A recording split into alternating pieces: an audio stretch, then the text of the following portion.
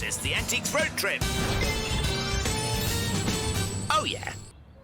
All of which Margie is blissfully unaware of as she takes a stroll in a nearby botanical garden, just a few miles away as the crow flies in Didsbury.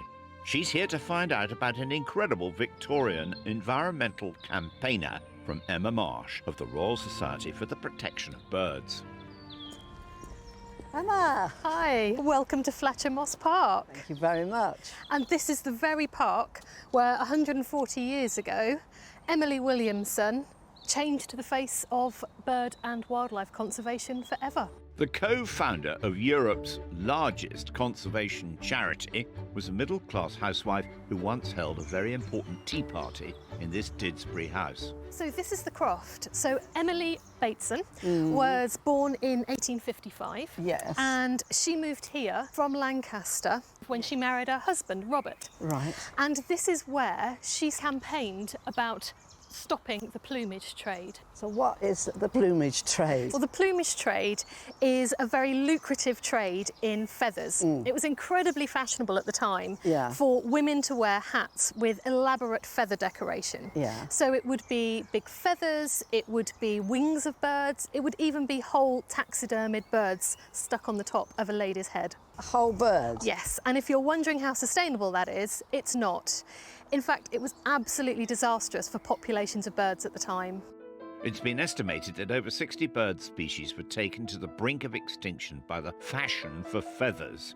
Amongst them, the little egret, the great crested grebe and the bird of paradise. And when the ornithology organisations of the day wouldn't wade into the argument, Emily took up the cause herself. Her solution, a very modern one: consumer power.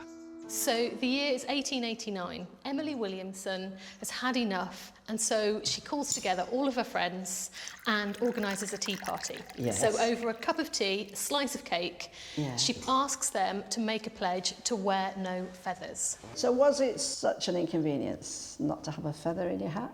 So for the ladies of the day, it was incredibly important. Anyone who was anyone would have these feathers, these birds in their hair. It's how you made a statement about how fashionable you were. And so for those ladies to turn around and say, no, we shan't be doing that, was a huge thing for them.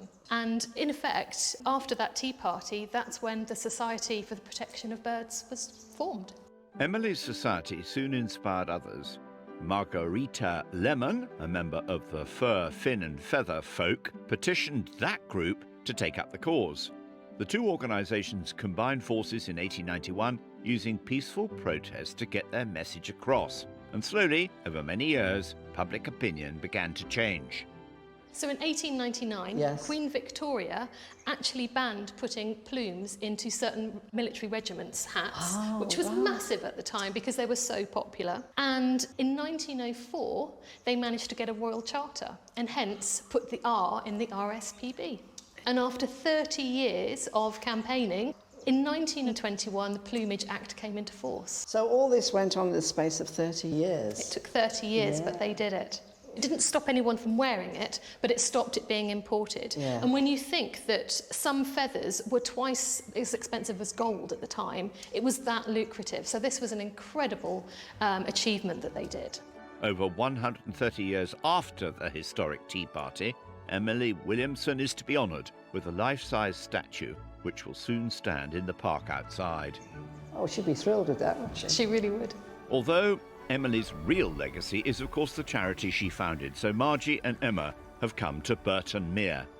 Gosh, what a great place. One of the 220 reserves which the RSPB manages in the UK. So what are we going to stand in the park outside? Oh, she'd be thrilled with that, wouldn't she? She really would. Although Emily's real legacy is, of course, the charity she founded, so Margie and Emma have come to Burton Mere. Gosh, what a great place. One of the 220 reserves which the RSPB manages in the UK. So what are we going to see? So we've got a really good range out there. We've got the black-headed gulls, we've got mallards, we've got geese out there, and little egret, and that's one of the birds which went almost to extinction. And so a bird that Emily Williamson helped protect actually is now flourishing across our reserves. And thanks to Emily, the fight to protect our feathered friends continues.